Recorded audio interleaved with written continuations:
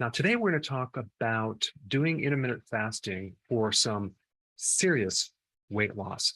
There are many magical and very cool things about intermittent fasting that you need to be aware of.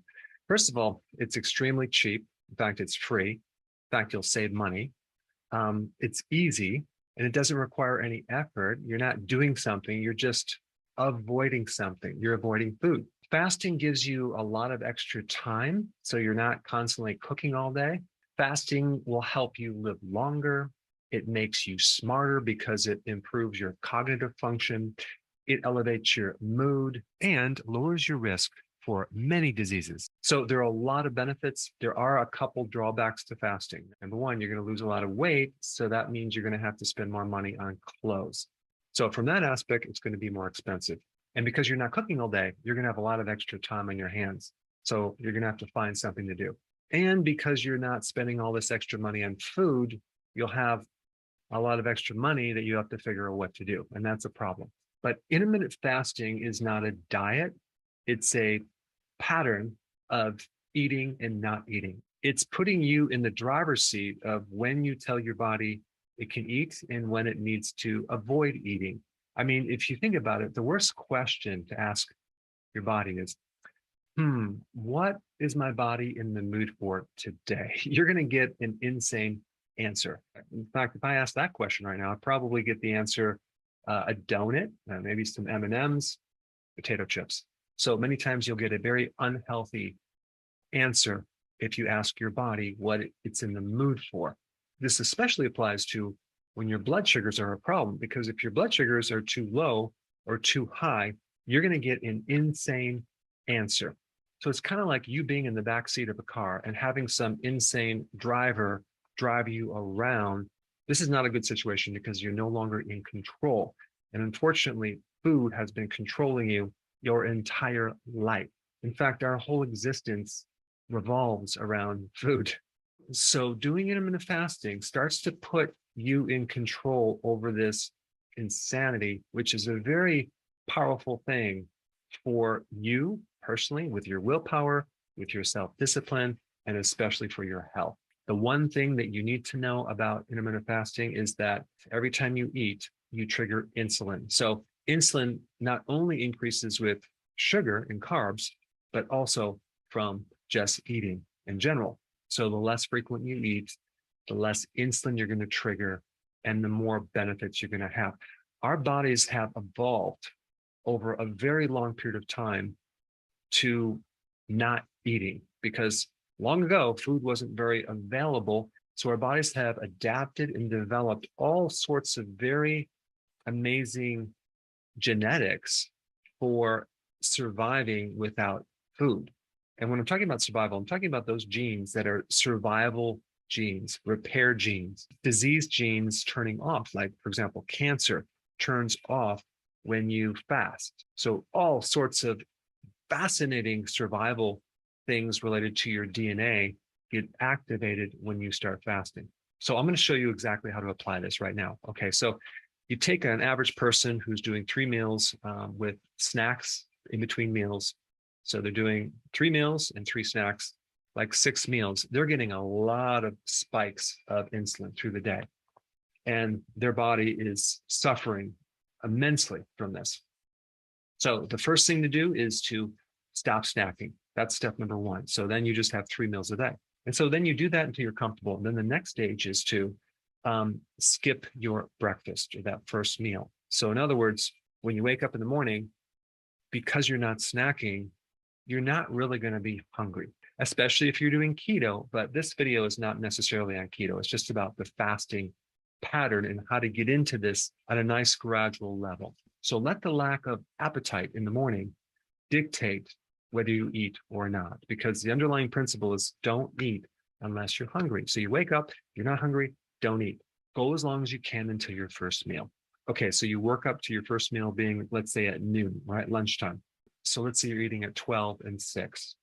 That gives you 18 hours of fasting, okay? You have this window of eating, which is 6 hours, and then you have 18 hours of fasting.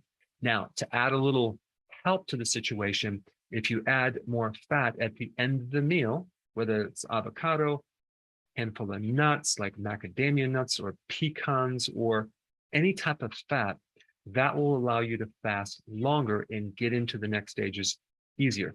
As a side note, there's a lot of other things we can do to improve this situation, especially with blood sugars as well. For example, if you eat a big salad as the first thing that you eat in your meal, and you put olive oil dressing on it, extra virgin olive oil, and you put some balsamic vinaigrette or even apple cider vinegar on that salad, you're going to create a really cool effect with your blood sugars. Okay. Number one, you're eating a lot of fiber. Fiber buffers insulin. Fiber is the only carbohydrate that won't trigger insulin. The oil in the extra virgin olive oil is also another thing that really won't trigger insulin that much, if at all. And the oil helps you extract some of the fat soluble nutrients from that salad. And I'm talking about like the phytonutrients, which are fat soluble. So you get the benefit of that. Vinegar, whether you do apple cider vinegar or balsamic vinaigrette, gives you a very potent anti-diabetic effect because it helps you lower blood sugars as well as insulin. And this is why I recommend the apple cider vinegar, like a tablespoon in some water a few times a day. That alone will greatly help you. And then if you add some cinnamon to your diet, like whether it's in that drink or in something else, cinnamon is another potent thing to help your blood sugars. And then, of course, vitamin D is another thing you can add to this mix and just get more sun. That will help you. Okay, so you're at the stage where you're eating 2 meals a day, right? 6-hour window. Now, ideally, you wouldn't want to snack within that window, but if you had to, that would be the time to snack, not in the fasting window, because we want that 18 hours of just pure fasting. So you're going to do this for a period of time until you get comfortable, okay, as you get used to it. Then you want to take it to the next step, especially if you want to lose more weight. Okay, what we want to do is we want to take those 2 meals and get them closer together, like within a 4-hour period. So let's say, for example, you get up in the morning, you fast all the way to noon, you're still not hungry, you keep going, and then you fast until 2 o'clock, you have your first meal, and your second meal at 6. So now we have a 4-hour eating window and a 20-hour fasting window, which is going to be even better, and you're going to see more fat loss. So you're going to do that for a couple of weeks until you feel comfortable. And then the next phase, and this is the icing on the cake. I'm sorry, I don't want to tempt you with cake, but this is called OMAD, 1 meal a day. So now what's happening is we collapse these 2 meals together as one large meal, make sure it's nutrient dense and it's healthy. And that's all you're going to eat. Now, of course, you're not going to be able to eat the same calories as you would when you're doing 2 meals. But the benefit of this is not really that you lowered your calories. It's the fact that you're fasting for 23 hours. Okay. That's going to produce even greater benefits for your immune system, for your brain, for your anti-aging, for your repair.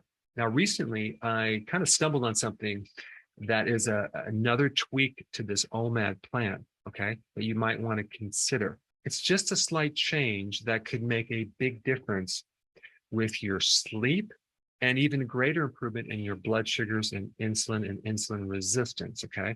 And that would be have that last meal no later than 3 p.m. So it's midday, because the later that you eat, apparently that can interfere with your sleep cycles, and that can stir up certain genes that are related to food, and that can inhibit your sleep. So you might want to just try this.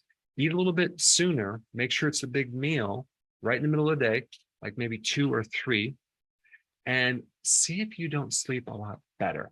I'm doing that right now, and I'm finding I'm sleeping much better, which is then going to help you lose even more weight, because the better the sleep you have, the less cortisol, the more growth hormone, the more fat burning, the more benefits with a lot of things, like your energy will be improved. Now, there's a lot of other things we can do to improve your results, like we can add exercise. We can also add the healthy version of the ketogenic diet, which I promote, which just is higher quality ingredients and more nutrients in that meal. So there's many things you can add to this mix. Now, the last phase of fasting is really interjecting some periodic prolonged fasting episodes. So you can add in like once a week or once every 2 weeks, a 48-hour fast, or even a 72-hour fast. It's a 3-day. or even a 120-hour fast, which is a 5-day fast, which could be unbelievable for your immune system, and especially if you wanted to prevent cancer.